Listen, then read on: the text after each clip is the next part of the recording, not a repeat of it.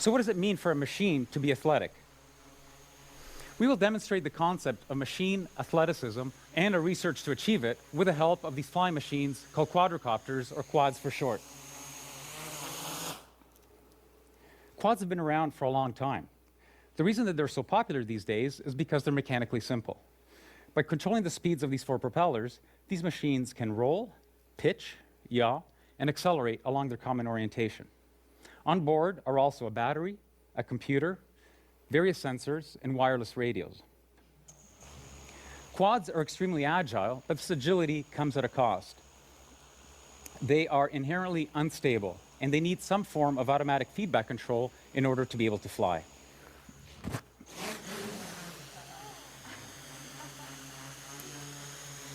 So, how did it just do that? Cameras on the ceiling and a laptop serve as an indoor global positioning system. It's used to locate objects in the space that have these reflective markers on them.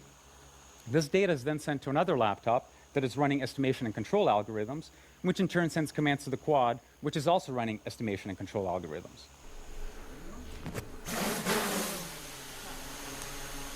The bulk of our research is algorithms. It's the magic that brings these machines to life. So how does one design the algorithms that create a machine athlete? We use something broadly called model-based design. We first capture the physics with a mathematical model of how the machines behave. We then use a branch of mathematics called control theory to analyze these models and also to synthesize algorithms for controlling them. For example, that's how we can make the quad hover. We first capture the dynamics with a set of differential equations. We then manipulate these equations with the help of control theory to create algorithms that stabilize the quad. Let me demonstrate the strength of this approach. Suppose that we want this quad to not only hover, but to also balance this pole.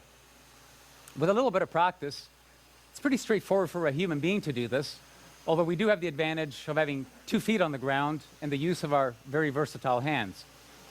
It becomes a little bit more difficult when I only have 1 foot on the ground and when I don't use my hands. Notice how this pole has a reflective marker on top, which means that it can be located in the space.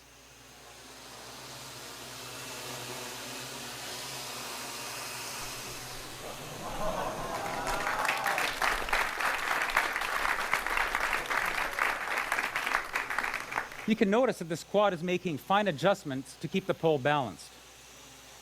How do we design the algorithms to do this? We added the mathematical model of the pole to that of the quad. Once we have a model of the combined quad-pole system, we can use control theory to create algorithms for controlling it. Here you see that it's stable, and even if I give it little nudges, it goes back to the nice balanced position. We can also augment the model to include where we want the quad to be in space. Using this pointer, made out of reflective markers, I can point to where I want the quad to be in space, a fixed distance away from me.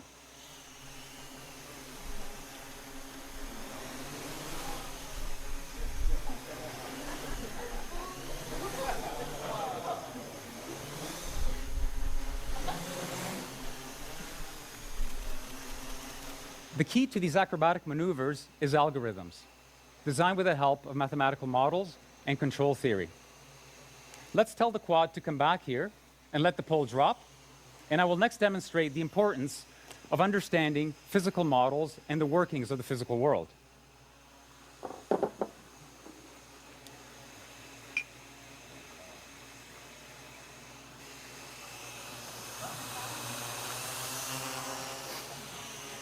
Notice how the quad lost altitude when I put this glass of water on it. Unlike the balancing pole, I did not include the mathematical model of the glass in the system. In fact, the system doesn't even know that the glass of water is there. Like before, I could use the pointer to tell the quad where I want to be in space.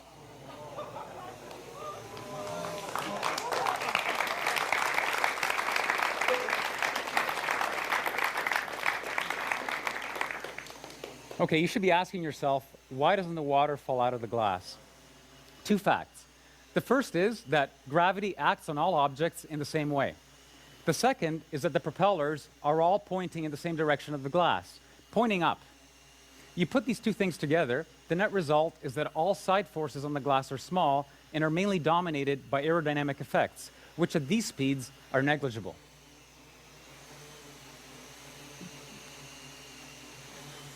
And that's why you don't need to model the glass. It naturally doesn't spill, no matter what the quad does.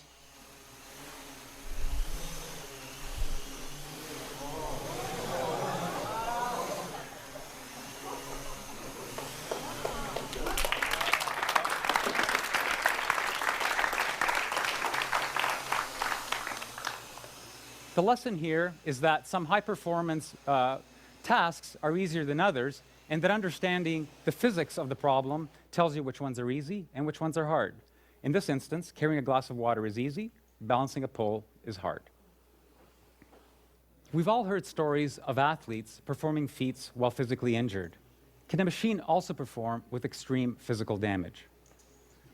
Conventional wisdom says that you need at least 4 fixed motor propeller pairs in order to fly, because there are 4 degrees of freedom to control: roll, pitch, yaw, and acceleration. Hexacopters and octocopters with 6 and 8 propellers can provide redundancy, but quadrocopters are much more popular because they have the minimum number of fixed motor propeller pairs, 4. Or do they?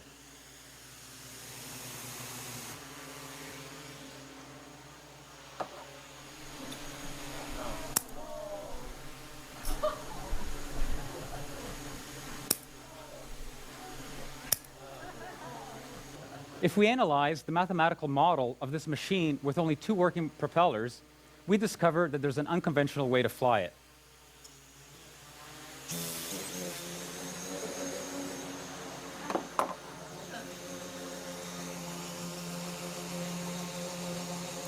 We relinquish control of yaw, but roll, pitch, and acceleration can still be controlled with algorithms that exploit this new configuration.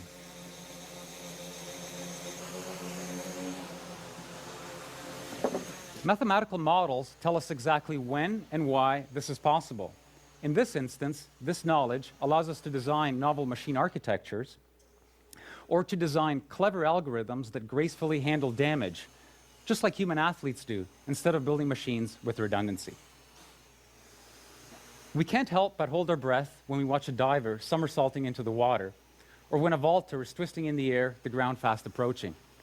Will the diver be able to pull off a repentry? Will the vaulter stick the landing? Suppose we want this quad here to perform a triple flip and finish off at the exact same spot that it started. This maneuver is going to happen so quickly that we can't use position feedback to correct the motion during execution.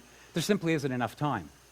Instead, what the quad can do is perform the maneuver blindly, observe how it finishes the maneuver, and then use that information to modify its behavior so that the next flip is better.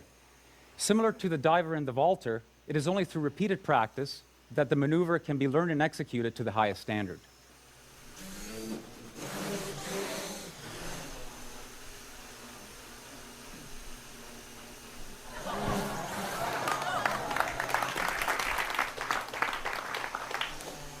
Striking a moving ball is a necessary skill in many sports. How do we make a machine do what an athlete does seemingly without effort?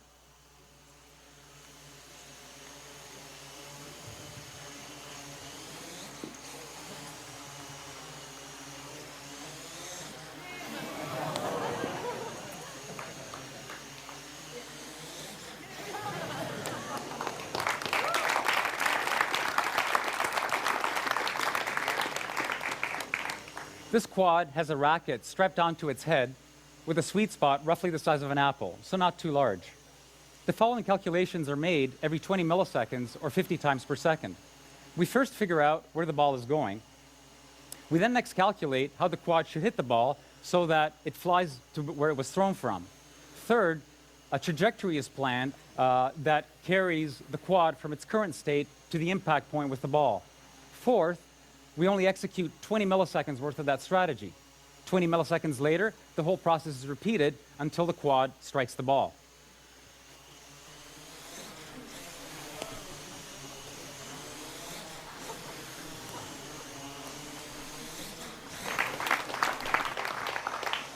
Machines can not only perform dynamic maneuvers on their own, they can do it collectively. These 3 quads are cooperatively carrying a Skynet.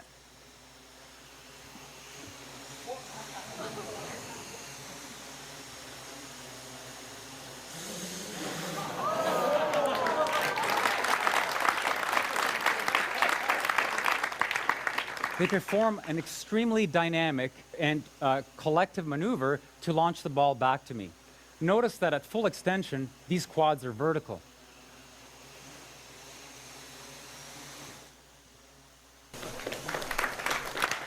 In fact, when fully extended, this is roughly 5 times greater than what a bungee jumper feels at the end of their launch.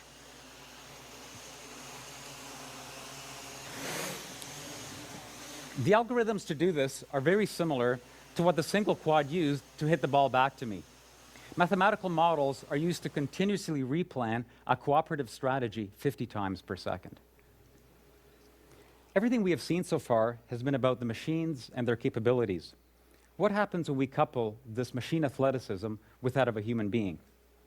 What I have in front of me is a commercial gesture sensor, mainly used in gaming. It can recognize what my various body parts are doing in real time.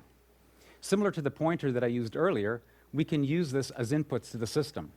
We now have a natural way of interacting with the raw athleticism of these quads with my gestures.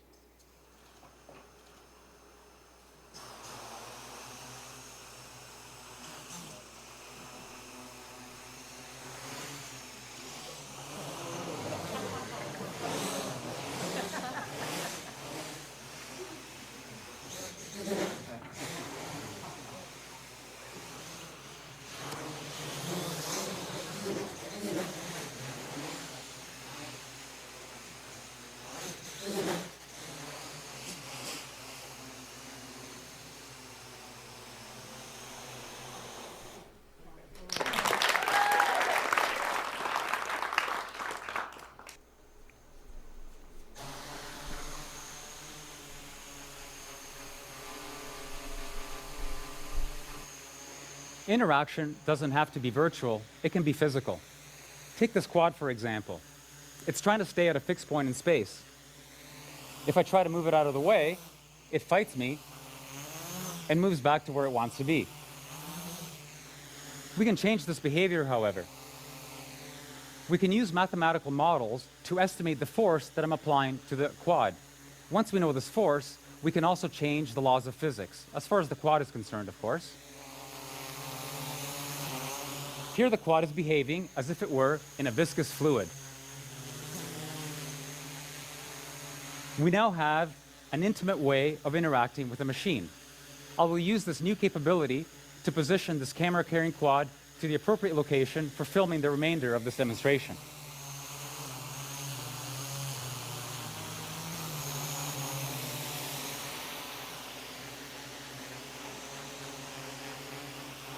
So we can physically interact with these quads, and we can change the laws of physics.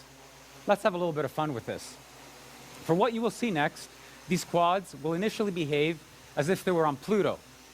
As time goes on, gravity will be increased until we're all back on planet Earth. But I assure you we won't get there. Okay, here goes.